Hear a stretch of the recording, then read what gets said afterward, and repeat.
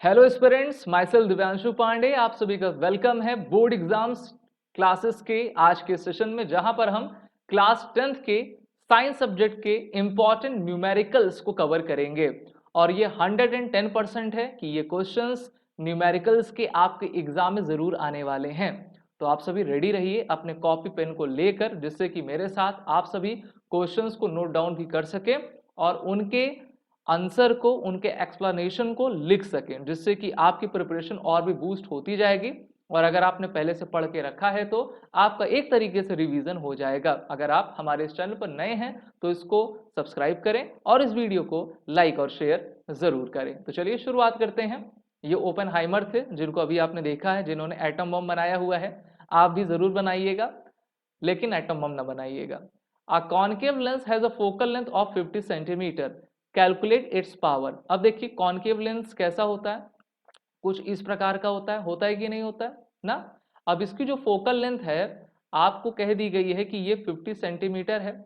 और कॉन्केव की प्रॉपर्टी ये होती है साइन कन्वेंशन लॉ से ना, कि ये जो है माइनस होता है कि नहीं। इसको आप, और आपको क्या पूछा गया, पावर पूछा गया, तो पावर का फॉर्मूला क्या होता है, 1/f होता है। पावर की यूनिट क्या होती है, डायोप्टर की रहती है। तो आप मेनली क्या लिख सकते हो, और इसको आप मीटर में लिख लो तो -0.5 हो जाएगा मीटर में। अब यहाँ पर 1/-0.5 आपने कर लिया कि नहीं कर लिया। इसको जब आप सॉल्व करोगे तो -2 आ जाएगा कि नहीं आ जाएगा। यहाँ से जब आप पॉइंट हटाओगे तो ऊपर आएगा, तो फिर 5 2 हो जाएगा। तो और ये डायोप्टर आप कर दीजिए। डायोप्टर को हमेशा कैपिटल डी से डिनोट करते हैं और यही आपका आंसर है। तो इस तरीके के क्वेश्चन आपके प्रीवियस एग्जाम में पूछा गया है। 1 मार्क्स का ये आपका क्वेश्चन रहेगा। मेनली आपको फॉर्मूला याद करना है। और मैं आपको बता दूं, आपके न्यूमेरिकल्स सबसे ज्यादा मिरर से, लेंस से और इलेक्ट्रिसिटी से बनते नजर आएंगे। आगे बढ़ते हैं, और ये जो क्वेश्चन है वो 3 मार्क्स का क्वेश्चन है, बड़ा है लेकिन इंपॉर्टेंट है। क्वेश्चन ये है कि when a concave mirror is placed facing the sun, the sun's ray converge to a point 10 centimetre from the mirror. Okay, यानी कि फोकल लेंथ यहाँ पर 10 सेंटीमीटर कह दी गई है। Now if you have a 2 centimetre long candle, object की height 2 centimetre है, ठीक है। Long candle flame 20 centimetre away from the principal axis of the mirror, so where would you place a screen to obtain the image of the candle, what would see the size of the image. तो जो जो चीजें हमको दी गई हैं सबसे पहले उसको हम लिख लेते हैं। फोकल पॉइंट आप लिख लीजिए, -10 है, सॉरी -10 है ना, हाँ, -10 सेंटीमीटर है। हाइट ऑफ द ऑब्जेक्ट आपकी क्या है, 2 सेंटीमीटर है, ठीक है। और इसकी जो डिस्टेंस आपकी क्या है, 20 सेंटीमीटर है। ये भी आपकी माइनस में हो गई। सिंपली आप सबसे पहले मिरर फॉर्मूला लगाइए, और मुझको ऐसा लगता है कि आपको याद होगा। 1/f इक्वल टू 1/v कर लीजिए प्लस 1/u कर लीजिए, ठीक है। आप वैल्यूज को पुट करते जाइए। 1/-10 इक्वल टू 1/v आप करिए, प्लस u की वैल्यू -20 है। यहां तक क्लियर है। अब मैं दूसरे पेज पे आपको ले चलता हूं करने के लिए। तो यहां पर 1/v आप सभी लिख लेंगे, ठीक है। और फिर 1/10 कर लेंगे, प्लस 1/-20 कर लेंगे कि नहीं। कुछ ऐसे ही था ना, हाँ, चलिए, जी हाँ ऐसा था, क्योंकि ये इधर आएगा प्लस में हो जाएगा। फिर यहाँ पर 20 आप कर लेंगे तो ये 2 हो जाएगा, मेनली -2 रहेगा। फिर प्लस हो जाएगा 1 1 हो गया, -1/20 हो गया। तो v इक्वल टू आपका क्या हो गया, 20 आया। क्या मैंने साइन जो है सही लगाई है, इसको भी आप सभी अपने तरफ से जरूर देखते रहिए, और कहीं गलत हो तो हाँ ये जो आपका माइनस हो जाएगा, ठीक है। v इक्वल टू -20 सेंटीमीटर में आपका आंसर यहाँ पर आता दिख रहा है। तो इमेज कहां पे बन रही है, the image is form 20 centimetre in front of the mirror. कितना सिंपल था। अब इसके बाद आपको आगे क्या पता करना है, क्वेश्चन में हमको पढ़ना पड़ेगा। Okay okay okay, principal axis of the, where would you place a screen to obtain the image of the candle. Image of the candle बताना है। हाइट ऑफ द इमेज आपको दिया गया है। मैग्निफिकेशन फॉर्मूला तो आपको पता होगा, HI/HO equal to v upon u रहा करता है, होता है कि नहीं।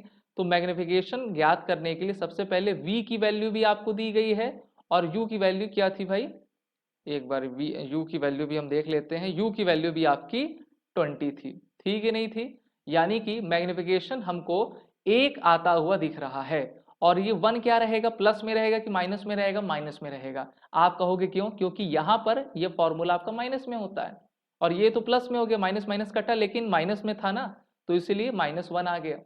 जब -1 आया तो मैग्निफिकेशन ये हो गई और m इक्वल टू, अब ये वाला फॉर्मूला लगाइए, H I upon H O का भी लगाइए।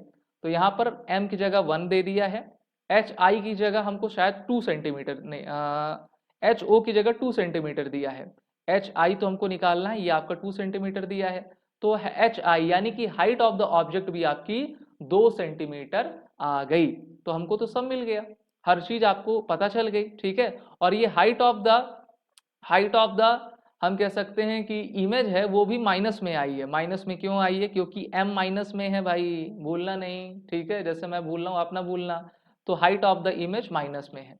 माइनस जब हाइट होती है तो वो जो इमेज होती है वो इन्वर्टेड होती है, यानी कि पलटी हुई होती है। समझ में आया।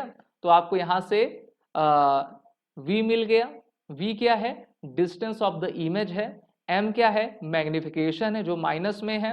एच आई आपको मिल गया यानी कि हाइट ऑफ द इमेज है जो कि निगेटिव है, निगेटिव यानी कि इन्वर्टेड है।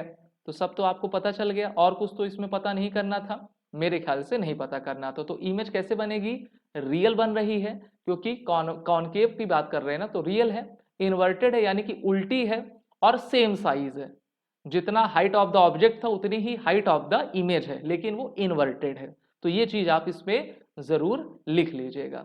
The question is an object of height 1.2 metre, okay. तो हाइट जो है ऑब्जेक्ट की 1.2 मीटर दी गई है, is place before a concave mirror of focal length 20 centimetre. सबसे पहले आप यहाँ पर फोकल लेंथ लिख लो -20 सेंटीमीटर, क्योंकि कॉनकेव के लिए वो माइनस होता है। हाइट ऑफ द ऑब्जेक्ट दिया गया है यानी कि एच ओ दिया गया है, 1.2 मीटर दिया गया है। और हाइट जो होती है ऑब्जेक्ट की वो हमेशा प्लस में होती है, लेकिन यहाँ पे मीटर है तो आप इसको सेंटीमीटर में कन्वर्ट कर लो, ठीक है। 1 सेंटीमीटर हो गया। आगे लिखा गया है so that a real image is formed at A distance of 60 centimetre. यहां पर आपको v की वैल्यू दे दी गई है और वो क्या है, 60 सेंटीमीटर की है, okay. Find the position of an object. तो ऑब्जेक्ट की जो है पोजीशन आपको यहां पर बतानी है। और आप जानते हो कि जब भी हम रियल इमेज देखते हैं ना इतनी डिस्टेंस पर, तो वो हमेशा आपका माइनस रहा करता है। तो सिंपली आप क्या करिए, 1/f equal to 1/v plus 1/u निकाल लीजिए, जिससे कि 1/u आपको निकालना रहे। तो 1/u इक्वल टू आप क्या कर सकते हो कि 1/v माइनस 1/f कर लो। और यहाँ पर जो जिसकी वैल्यू दी गई है उसको रख लीजिए। v की वैल्यू कितनी है, -60 की है, माइनस 1/f की वैल्यू क्या है, -20 की है, ठीक है। तो यहाँ पर आप सभी लगाते चले जाइए।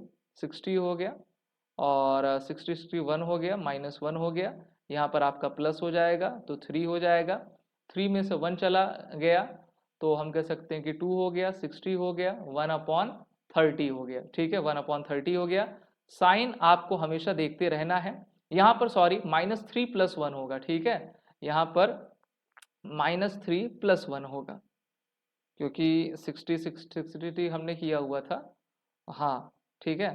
तो यहाँ पर 1 आपका हो जाएगा, -3 + 1 हम इसको कर लेते हैं।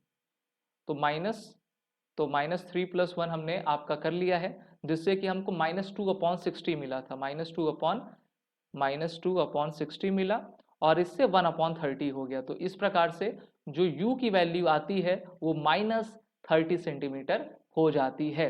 अब यहाँ पर और भी आपसे क्या पूछा गया है, पोजीशन ऑफ एन ऑब्जेक्ट पूछा गया है। What will be the height of the image, यानी कि यहाँ पर आपसे हाइट ऑफ द इमेज पूछ लिया गया है। और आप जानते हो मैग्निफिकेशन का फॉर्मूला में HI/HO इक्वल टू -V/u होता है। तो सबसे पहले आप क्या कर लेना कि m की वैल्यू निकालिए। m की वैल्यू निकालने के लिए -V/u कर लीजिए। और जब आप इसको करोगे तो m इक्वल टू v की वैल्यू क्या आई भाई हमारी, V की वैल्यू मेरे ख्याल से -60 थी। हाँ ठीक है, तो यहाँ पे माइनस तो रहेगा ही, तो यहाँ पर -60 करिए अपॉन U की वैल्यू हमको -30 आई है, तो हमने काटा 2 आया, तो m इक्वल टू आपका -2 आया, -2 आया ना। एक बार आप इसको देखते जाइए और फिर हम HI की वैल्यू आपकी निकालेंगे। HI की वैल्यू को हम निकालते जाएंगे और देखेंगे। तो HI की वैल्यू निकालना है तो आपका यहाँ पर 1 हो जाएगा, क्रॉस मल्टीप्लिकेशन कर लीजिए, HI equal to m into HO कर लीजिए, और m की जगह पर -2 आया है, और H0 की वैल्यू क्या है एक बार देखते हैं फिर से, 120 सेंटीमीटर है, 120 सेंटीमीटर है। तो 12 दूना 24 यानी कि -240 सेंटीमीटर यहाँ पर ये HI की वैल्यू हमको दिखते हुए मिल रही है, जिसको अगर आप मीटर में चाहो तो मीटर में कन्वर्ट कर लो, मीटर में कन्वर्ट करोगे तो -2.4 मीटर आपकी आ जाएगी। तो इससे हमको ये मतलब जो निगेटिव साइन होती है हाइट ऑफ द इमेज की, वो बताता है कि वो जो इमेज वो इन्वर्टेड है, पलट चुकी है, और एक रियल है, इन्वर्टेड है और मैग्नीफाइड है। क्यों मैग्नीफाइड है? अगर आप हाइट ऑफ द ऑब्जेक्ट और हाइट ऑफ द इमेज देखोगे तो इमेज की हाइट आपकी काफी कुछ ज्यादा है। समझ में आया कि नहीं आया? चलिए आगे भी बढ़ते हैं और जानते हैं कि नेक्स्ट क्वेश्चन क्या कह रहा है। नेक्स्ट क्वेश्चन केमिस्ट्री से रिलेटेड है। एन एलिमेंट जिसका नाम x है, उसका मास नंबर आपका 35 दे दिया है, and the number of the neutron is 18। तो identify the group number and the period of x करना है। तो आपको फॉर्मूला तो यह याद होगा एटॉमिक मास का। यहाँ पर एटॉमिक नंबर में z equal to a minus n हम करते हैं, ठीक है। एटॉमिक नंबर में z equal to a minus n हम आपका किया करते हैं, जिसमें 35 माइनस हम 17 माइनस 18 कर देंगे तो कितना आएगा, 17 आएगा, ठीक है। 17 किसको कहते हैं? क्लोरीन को कहते हैं। क्लोरीन के इलेक्ट्रॉनिक वैलेंसी आप निकालोगे 28 आपका 7 हो जाता है। हो जाता है कि नहीं हो जाता है? और इस टेबल को आप देखिए कहाँ पे आ गया हमारा, ये देखिए ये क्लोरीन है, C17 है कि नहीं? और C17 आपका जाता है थर्ड ग्रुप में, ठीक है। यहाँ पर देखिए इसका पीरियड आपका थर्ड हो गया। तो कितने सिंपल तरीके से आपने इसको कर लिया। तो ये थर्ड पीरियड में चला जाता है और ग्रुप 17 का है, यानी कि ये हैलोजन है। ये क्वेश्चन आपका आपके प्रीवियस ईयर एग्जाम में 1 नंबर का पूछा गया था। तो मैं आपसे यही कहूंगा कि जो P, F और S ब्लॉक है, इसको D ब्लॉक है, काफी अच्छे तरीके से आप देखिए, नोबल गैसेस को देखिए, पीरियड और ग्रुप दोनों आपको पता जरूर रहना चाहिए। मेटोलाइट्स कौन कौन से हैं, जैसे कि ये जो आपका स्टेयर स्ट्रक्चर है, इसमें जितने भी एलिमेंट्स आते हैं वो सभी क्या हैं? मेटोलाइट्स हैं। तो इसको भी आप सभी जरूर याद कर लीजिएगा, ये P ब्लॉक में आते हैं। नेक्स्ट क्वेश्चन ये आपका 3 या फिर 4 मार्क्स का पूछा गया था। क्वेश्चन क्या है? You have to draw circuit diagram of an electric circuit containing a cell. भैया उसमें सेल होना चाहिए, की होनी चाहिए, अमीटर होना चाहिए, रजिस्टर इसमें 4 ओम का रहे, वो भी सीरीज में रहे, ठीक है, यानी कि एक लाइन में, with a combination of 2 register 8 ohm each, parallel में रहे यानी कि ऊपर नीचे रहे, वोल्ट मीटर लगा रहे अक्रॉस अ पैरेलल। पहले भैया हम बना के दिखाते हैं, ठीक है, क्या क्या दे दिया गया है एक बार फिर से देखना पड़ेगा। सेल की अमीटर, सेल ले लो, की ले लो, अमीटर ले लो, ठीक है। अब इनके साथ जो है 4 ओम का जो है आपका रजिस्टर लगा हुआ है, 4 ओम का रजिस्टर लगा हुआ है, ठीक है, 4 ओम का रजिस्टर आपका लगा हुआ है, with a combination of 2 registers of 8 ohm each. अब यहाँ पर जो है कॉम्बिनेशंस आपके लगे हुए हैं, हम कह सकते हैं कि एक 8 ओम का है और इसी के नीचे आपका 8 ओम का ये भी लगा है, और नीचे आपका क्या लगा है? वोल्ट मीटर लगा हुआ है। ये अमीटर है आपका और एक वोल्ट मीटर है। इसमें पता क्या करना है, देखना पड़ेगा हम सभी को। क्वेश्चन कहाँ गया? Okay, across each of them despite maximum energy and can withstand with a maximum power of 16 watt without melting, find the maximum current that can flow through the 3 resistor। यानी जो आपसे पूछा गया है वो I पूछ लिया गया है, और यहाँ पर जब भी हम इस प्रकार के क्वेश्चंस को करते हैं तो क्वेश्चन करते समय हमको जो आपका करंट का फॉर्मूला है, ठीक है, maximum current allowed in each resistor जो है उसको पता करना चाहिए, ओम्स लॉ आपको पता होना चाहिए। तो सबसे पहले हम क्या करेंगे, इसका पावर आपको दिया गया है, तो P equal to I square R आपका होता है, ठीक है, P equal to I square R होता है।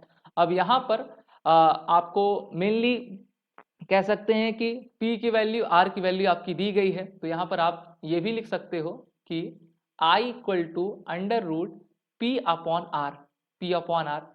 P की वैल्यू क्या है भाई, अगर हम सबसे पहले इसके उस कॉम्बिनेशन में देखते हैं, 4 ओम के रजिस्टर में देखते हैं, तो आप कह सकते हो कि 16 अपॉन 4 कह सकते हो, ठीक है। पावर जो है 16 दी गई है और हम पहला केस ले रहे हैं, यानी कि ये वाला जो सीरीज वाला है, तो यहाँ पर आप 4 रखिए, तो कितना आ जाएगा, 16 से 4 गए, 4 आ गया, तो यहाँ पर 2 आ गया, ठीक है। तो यहाँ पर आप आई कह सकते हो कि आपका 2 आ गया है।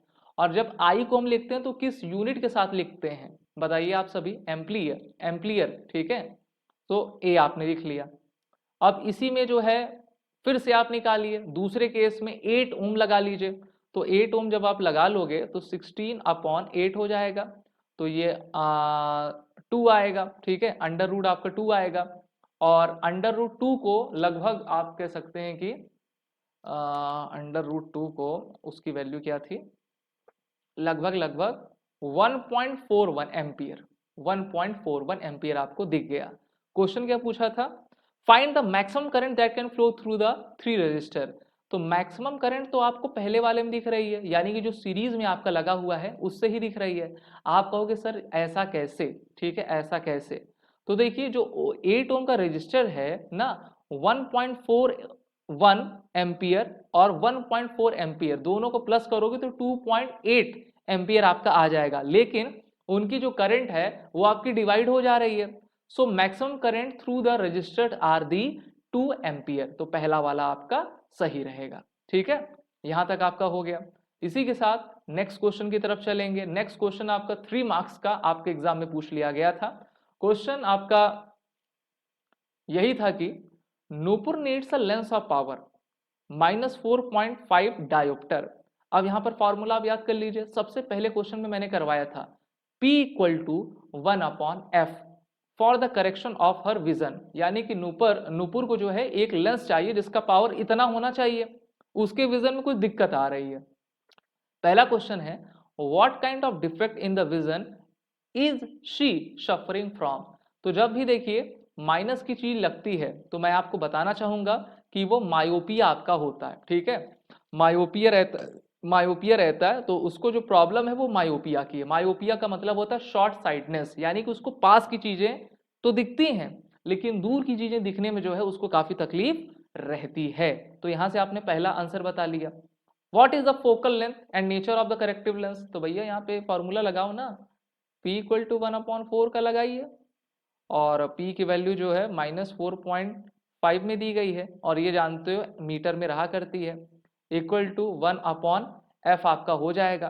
तो इससे जो है आप इसकी कह सकते हैं कि फोकल लेंथ निकाल सकते हो। चलो भैया डिवाइड करते हैं क्या आता है, देखते हैं, ठीक है।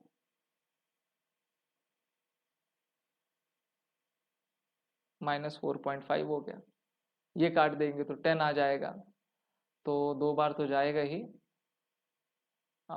2 बार जाएगा तो मेरे ख्याल से 1 मिनट, 2 दूना 4 और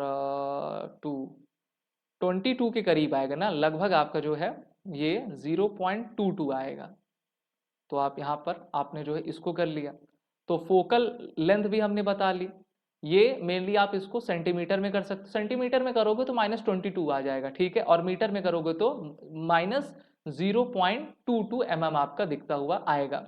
और जब भी फोकल लेंथ आपकी माइनस में होती है, शुरू के सभी क्वेश्चंस में मैंने बताया है कि इस प्रकार का जो प्रॉपर्टी रहती है वो कॉनकेव लेंस की होती है, और कॉनकेव लेंस हमेशा आपका क्या रहता है, एक प्रकार का, यहाँ पर मैं लिख देता हूँ, जो कॉनकेव लेंस होता है वो डाइवर्जिंग आपका लेंस रहा करता है। तो जो आपकी f की वैल्यू आई है, f की वैल्यू क्या आई है, -2.2, ठीक है, तो आप कह दो कि 22 सेंटीमीटर आई है और वो हमेशा आपकी माइनस में रहा करती है। और कुछ क्वेश्चन में पूछा हो तो हम उसको देख लेते हैं। What are the causes of this effect, ठीक है, कॉजेस क्या होते हैं, तो चलो भैया कॉजेस की तरफ भी हम चलते हैं। सबसे पहले आप इन इमेजेस को देखिए। नॉर्मल आई की जो इमेज होती है, the image is form on the retina, retina ये है, ठीक है, इमेज आपकी यहाँ पर आपकी फॉर्म हो जा रही है ना नॉर्मल आई में। और जब भी हम नॉर्मल आई में जो डिस्टेंस होती पढ़ने की वो 25 सेंटीमीटर की होती, कितनी 25 सेंटीमीटर की होती है। 25 सेंटीमीटर के आगे आप रख दोगे ना तो यहाँ पर आपको दर्द होने लगता है ना, इमेज सही से बन नहीं पाती है रेटिना पे। वहीं पर लॉन्ग साइट आई के बारे में अगर आप जानना चाहोगे, the eye lens has become lens convergent, the image is form behind the retina. Retina की देखिए ये पीछे आपका बनने लगा है। Okay, so normal near point 25 centimetre. इसी के साथ लॉन्ग साइटनेस आई अगर आप देखोगे, near point of the long sighted eye greater than 25 centimetre हो जाता है, focusing of light rays by a long sighted eye. तो ये इसका रीजन है। ठीक है, तो यहां पर जो आपकी समस्या है यहां पर इसकी, ठीक है, मायोपिया की है। और मायोपिया कैसे बनता है, due to excessive converging power of the eye lens, ठीक है, जो इलोंगनेटेड हो जाती है, यानी कि जो पीछे इसका रहता है, पीछे का भाग रेटिना का होता है वो काफी फैल जाता है। कैसे फैल जाता है, अभी आपने इमेज को देखा है, तो ये देखिए ये नॉर्मल आई का है रेटिना है, और ये देखिए इलोंगनेटेड है, पीछे का थोड़ा अंडे की तरह ये फैल गया है, तो सही तरीके से कन्वर्ज उसमें हो नहीं पाता है। तो यहाँ पर 3 नंबर आपको मिल जाएंगे। आगे बढ़ते हैं, नेक्स्ट क्वेश्चन आपके एग्जाम में पूछा गया, फिर से मिरर लेंस से पूछा गया। ज्यादातर क्वेश्चन जो है आपको मिरर लेंस के ही दिखेंगे। क्वेश्चन क्या है, पढ़ते हैं। A lens produces a magnification of 0.5, अब मैग्निफिकेशन है यानी कि m की वैल्यू -0.5 की है। इज दिस अ कन्वर्जिंग और डाइवर्जिंग, ये कन्वर्जिंग की डाइवर्जिंग है, पहला क्वेश्चन ये है। If the focal length is 6 centimeter, draw a ray diagram showing the image of this case। तो सबसे पहले जो जो वैल्यूज आपको दी गई हैं उसको आप सभी लिखते चले जाइए। ठीक है, और मैग्निफिकेशन ऑफ अ लेंस का फॉर्मूला तो आप जानते होंगे, m equal to v upon u होता है। ठीक है, m equal to v upon u रहा करता है। m की वैल्यू यहां पर क्या दी गई है, 0.5 में दी गई है, और फोकल लेंथ की वैल्यू जो है 6 सेंटीमीटर में आपको दी गई है। तो इससे आप v पता कर सकते हो। चलो भैया पता करते हैं क्या होगा, v पता करते हैं। तो v पता करने के लिए आपको सबसे पहले u और v सब पता होना चाहिए। तो अगर आप इसको देखोगे तो यहाँ पर जो नेचर रहेगा वो निगेटिव मैग्निफिकेशन क्या डिनोट करता है कि जो भी इमेज बन रही है वो रियल है और इन्वर्टेड है। ठीक है, और रियल इन्वर्टेड कब बनती है, वो हमेशा कॉन्वेक्स लेंस पर बना करती है। कहां पर बनती है, कॉन्वेक्स लेंस पर बना करती है। तो इस कारण से हम कह सकते हैं कि ये एक कॉन्वेक्स लेंस है। ठीक है, तो पहला क्वेश्चन तो आपका ये हो गया। क्वेश्चन पूछा है ना कि इज दिस अ कन्वर्जिंग और डाइवर्जिंग, तो यहां पर हमने बताया कि जो भी आपका कन्वर्जिंग होता है ये कन्वर्जिंग है। ठीक है, और ये आपका कॉन्वेक्स लेंस है। तो अब इस प्रकार से जब आप किसी भी इमेज की पोजीशन पता लगाते हो तो वहां पर मैग्निफिकेशन का फॉर्मूला आपको लगाना होता है, जहां पर m और v की वैल्यू आपकी दी गई है। तो यहां पर सबसे पहले आप लेंस फॉर्मूला लगाओगे। ठीक है, लेंस फॉर्मूला लगाने पर हम कुछ वैल्यूज को प्राप्त करेंगे, और एक मिनट यहीं पे कर लेते हैं। 1/f equal to 1/v plus 1/u। f की वैल्यू क्या थी, एक बार फिर से देखना पड़ेगा, 6 सेंटीमीटर थी, 6 सेंटीमीटर थी। ठीक है, और फिर इन दोनों की वैल्यू को हम रखते हैं। u की वैल्यू क्या कुछ दी गई है। ठीक है, u की वैल्यू अगर आपको हम यहाँ पर देखते हैं तो u तो हमको निकालना ही है, और अगर आप v की वैल्यू को यहाँ पर निकालना चाहोगे तो मैग्निफिकेशन का formula m equal to v upon जो u था उससे 0.5 u निकल जाएगा। ठीक है, कहाँ गया भाई, 0.5 u निकल जाएगा, और यहाँ पर u कर लीजिए। आपको समझ में आया ना कि 0.5 u कहाँ से आया। देखो m की वैल्यू 0.5 थी, v की वैल्यू हमको पता नहीं है, u की वैल्यू भी नहीं पता है। तो सबसे पहले हम क्या कर सकते हैं कि v इक्वल टू 0.5 u तो कर सकते हैं, इतना तो कर लेंगे। ठीक है, और इसी को हम यहाँ पर रख देंगे। 0.5 को आप किस तरीके से लिख सकते हो, 1/2 के फॉर्म में लिख सकते हो कि नहीं। ठीक है, आप बताइए, अगर आप लिख सकते हैं तो अच्छी बात है। और यहाँ पर जो 0.5 है वो माइनस में रहेगा। ठीक है, क्योंकि मैग्निफिकेशन आपका माइनस में था। क्या मैंने माइनस लगाया था कि नहीं, देखिए ये तो माइनस में था, तो साइन जो है कभी ना भूलिए। तो यहाँ पर आपने क्या कर लिया, माइनस में लगा लिया। यहाँ पे आपको कोई दिक्कत हुई? बिल्कुल दिक्कत नहीं हुई। तो चलिए करते हैं, 1/6 equal to -2/u plus u आपका हो जाएगा कि नहीं? इसको और भी सॉल्व हम कर देते हैं। तो सॉल्व करने पर हमको क्या मिलेगा? u मिलेगा, और u से u कटा 1, 2 आ गया, फिर 1, फिर 1 आ गया, ठीक है। तो 1/6 इक्वल टू -1/u आ गया।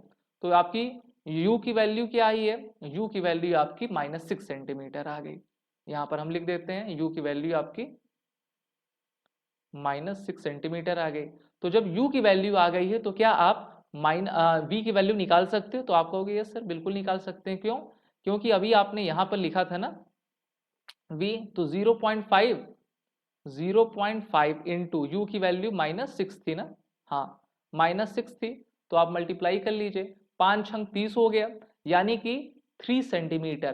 प्लस में कि माइनस में? आप कहोगे सर प्लस में, क्योंकि माइनस माइनस तो प्लस हो ही जाएगा, माइनस माइनस आपका प्लस हो जाएगा। तो ये इमेज कहाँ पे बनती हुई हमको नजर आ रही है, इसीलिए मैंने आपके लिए ये इमेज पहले से रेडी रखा है। इस इमेज को आप देखिए, ये कॉन्वेक्स लेंस की इमेज है, ठीक है, ये कॉन्वेक्स लेंस की इमेज है। और जो भी इमेज आपकी फॉर्म होगी वो f और उसके डबल यानी कि 2f के बीच में होगी, जो रियल रहेगी, इन्वर्टेड रहेगी और डिमिनिश्ड रहेगी। रियल रहेगी, इन्वर्टेड रहेगी, डिमिनिश्ड रहेगी। आप कहेंगे सर कैसे? तो देखो भाई, सबसे पहले आप कुछ ऐसा ड्रॉ करोगे, ठीक है, या ये मान लेते हैं ये आपका ऑब्जेक्ट है, ऑब्जेक्ट की नीचे वाली ना मानो, यहाँ पर आपने एक लेंस लगाया हुआ है, इसकी रे यहाँ पर पड़ रही है, ठीक है, पढ़कर आपकी जो है फोकस से F से यहाँ पर निकल रही है, ठीक है, एक आपकी इसके एकदम प्रिंसिपल पॉइंट से निकल रही है, ए यहाँ से निकल रही है, ठीक है, एक वैल्यू ये यहाँ पे दी गई है और ये वाली आपकी यहाँ से जा रही है, और यहाँ पर आपका ये इमेज बना, तो क्या हुआ? ये इन्वर्टेड बना कि नहीं बना? तो इस प्रकार से आपने मैग्निफिकेशन भी जान लिया, इन दोनों की डिस्टेंस जान ली कि इमेज की डिस्टेंस क्या है, ऑब्जेक्ट की डिस्टेंस क्या है, और उनका मैग्निफिकेशन क्या है। मैग्निफिकेशन प्लस में है कि माइनस में है? तो यहाँ पर देखिए माइनस में है, इसीलिए ये इन्वर्टेड बन रहा है। तो आपने क्वेश्चंस को भी सॉल्व कर लिया और साथ ही साथ आपने इसको भी देख लिया, यानी कि किस प्रकार से रे डायग्राम आपका बनेगा, ठीक है। तो जो इमेज है आपकी इन्वर्टेड है और स्मॉलर है। इसी के साथ चलिए दूसरे क्वेश्चन की तरफ हम सभी आगे बढ़ते हैं और जानते हैं कि अगला क्वेश्चन हमारे लिए क्या दिया गया है। हाँ ठीक है, देखो ये यहाँ पर इसका आंसर भी दिया गया था, ठीक है। तो इस प्रकार से है, मैग्निफिकेशन क्या है? 0.5 सेंटीमीटर का है, रियल है, इन्वर्टेड है, डिमिनिश्ड है। डिमिनिश्ड का मतलब क्या होता है? बहुत ही छोटा है, क्योंकि -0.5 है, -0.5 है। चलो भाई आगे बढ़ते हैं। Both a spherical mirror and a thin spherical lens have a focal length of -15 centimetre. What type of mirror and lenses are this? ठीक है, यानी कि स्फेरिकल मिरर भी है और स्फेरिकल लेंस भी है, ठीक है, जिनकी फोकल लेंथ माइनस में दी गई है, वो भी 15 सेंटीमीटर में। तो ये किस प्रकार के लेंस या फिर किस प्रकार के आपके मिरर हैं? तो सबसे पहले तो आप ये देखो, जो स्फेरिकल मिरर्स होते हैं, ठीक है, उनकी जिनकी निगेटिव फोकल लेंथ होती है वो क्या होते हैं? कॉनकेव होते हैं। मैं शुरू से बताते आ रहा हूं, इसको याद कर लीजिए। निगेटिव फोकल लेंथ जहां पे मिलेगी तो आप बस लिखना शुरू कर दीजिए कि ये आपका कॉनकेव मिरर है। और वहीं पर स्फेरिकल लेंस में जहां पर आपको निगेटिव फोकल लेंथ मिलेगी वो भी डाइवर्जिंग लेंस रहेगा, और डाइवर्जिंग लेंस हमेशा और हमेशा कॉनकेव ही रहा करता है। तो यानी कि इन दोनों केसेस में जो आप आंसर लिखोगे वो कॉनकेव लिखोगे। क्या लिखोगे? कॉनकेव लिखोगे। मैं यहाँ पे लिख देता हूं आपके लिए, कॉनकेव रहेंगे, ठीक है, क्योंकि इनका फोकल लेंथ हमेशा माइनस में रहता है। माइनस में क्यों रहता है? क्योंकि सभी चीजें लेफ्ट में रहेंगी, लेफ्ट वाली साइन कन्वेंशन लॉ के तहत जो है वो माइनस में रहेंगी, चाहे आप u ले लो, चाहे उनका v ले लो, चाहे आप उनका f ले लो, ठीक है। और मिरर या फिर लेंस के उस तरफ बनती हैं, यानी कि इस तरफ जो लाइट की डायरेक्शन जाती है वो हमेशा प्लस का रहा करता है। ये भी काफी सिंपल सा क्वेश्चन था। अब चलिए आते हैं एक और इंपॉर्टेंट क्वेश्चन की तरफ, जो कि आपके एग्जाम में पूछा जा चुका है, और इस प्रकार के क्वेश्चंस लगातार पूछे जाते हैं। बड़ा ही सिंपल सा क्वेश्चन है, और ये जो है आपके प्रीवियस ईयर एग्जाम में पूछा गया था, 3 नंबर का, जी हाँ 3 मार्क्स का क्वेश्चन पूछा गया था। चलो भैया क्वेश्चन देखो पढ़ने की जरूरत नहीं, सबसे पहले हम इस इमेज को देखेंगे। इमेज में क्या है, 12 वोल्ट है, ओके। और इसके बाद जो है आपको पैरेलली दो रेजिस्टेंस दे दिए गए हैं, R1 दे दिए, R2 दिया गया, R1 की आपकी वैल्यू दी गई है। A student has two resistors 2 ohm and 3 ohm. अच्छा, दो रजिस्टर्स हैं, 2 ओम के और 3 ओम के। She has put two one of them in the place of R2। इनमें से किसी एक को R2 पे रख देता है। The current that she needs in the entire circuit is exactly 9 ampere. तो I इक्वल टू जो है उसको 9A चाहिए। Show by the calculation that which of the two resistors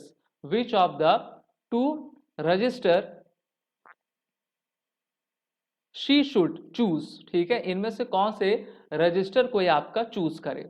तो सबसे पहले जब भी हम इस प्रकार की इमेज को देखते हैं जहां पर I दिया होता है, V दिया होता है, आंख मूंद कर जो है आप ओम्स लॉ को लगाइए। ओम्स लॉ क्या कहता है, V equal to I upon R कहता है, यही कहता है ना भाई, बताते रहना, V equal to I R कहता है। ठीक है, और हमको निकालना क्या है इसमें, हमको हमेशा जो है सबसे पहले R ही निकालना है, यानी कि रेजिस्टेंस को निकालना है।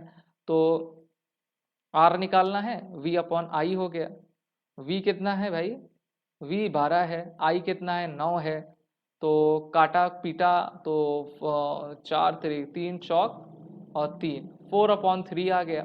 इसकी यूनिट क्या है, ओम में हमेशा आती है, तो 4/3 आपको यहाँ पर R मिल जाता है। अब यहाँ पर आपको डिटरमाइन करना है R2 को। क्या करना है, R2 को करना है। और सबसे पहले आप यहाँ पर देख पा रहे हो कि ये पैरेलली दिए गए हैं। ठीक है, जब भी पैरेलल दिए जाते हैं तो आप जानते हो कि कौन सा फॉर्मूला लगाते हैं, 1/R equal to 1/R1 plus 1/R2 लगाते हैं। ठीक है, चलो भैया आगे बढ़ते हैं। 1/R2 आपको यहाँ पर निकालना है, तो 1/R2 निकालने के लिए 1/R माइनस 1/R1 रख दीजिए। R की वैल्यू मेरे ख्याल से आपने निकाल ली है। ठीक है, R की वैल्यू 4/3 आई है, तो ये 3/4 आ जाएगा। और R1 की वैल्यू मेरे ख्याल से दी गई है, R1 की वैल्यू आपकी 4 दी गई है। 4 दी गई है कि नहीं दी गई है, तो अब यहाँ पर आप क्या कर लीजिए, -1/4 लगाइए, -1/4 लगाइए, तो ये 4 आ जाएगा, 4 आ जाएगा, 4 आ जाएगा, तो 3 - 1। ठीक है, 2/4 बटे 1/2। तो यहाँ पर R2 की वैल्यू क्या आएगी, 2 ओम आएगी। यही पता करना था, कुछ और पता करना था, बताओ। सो show by calculation which of the two registered she should choose. ठीक है, तो यहाँ पर आपने देखा R2 की वैल्यू आपकी 2 ओम आ गई है। So the student has registers of 2 ohm and the 3 ohm available. तो ये जो है 2 ओम रजिस्टर के वैल्यू को आपका चूज कर लेगी। तो यही आपको करना था, इतना आप कर लोगे, आपको 3 नंबर मिल जाएगा। आई होप आपको आज की क्लास समझ में आई हो। इस सेशन को लाइक करें, शेयर करें, हमारे साथ लगातार जुड़े रहें और आपके बोर्ड एग्जाम की तैयारी हम जरूर करवाएंगे। जय हिंद।